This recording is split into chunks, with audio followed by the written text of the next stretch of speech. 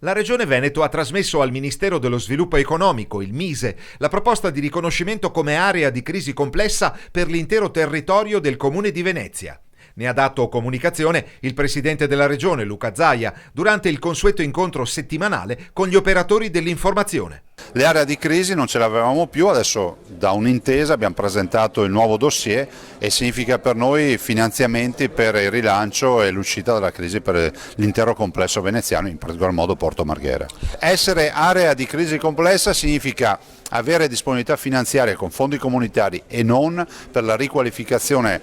di aree, di aziende e per fare in modo che l'occupazione resti nei territori. Essere in queste aree significa ovviamente avere in questo senso una chance in più, perché comunque è un riconoscimento a livello nazionale, cioè l'area viene riconosciuta perché a livello nazionale si dice che se quell'area va in crisi mette in crisi la politica economica del paese. Al provvedimento, ha spiegato Zaia, è allegato un dossier che evidenzia come nel territorio del Comune di Venezia siano presenti settori produttivi che presentano fattori di complessità della crisi in termini di ricaduta per la politica industriale nazionale, soprattutto il comparto della chimica e del metalmeccanico. Infine è stata l'osservazione del governatore da rilevare la condizione di difficoltà del settore vetrario, cruciale per spiegare lo stato di sofferenza del tessuto economico e sociale del territorio.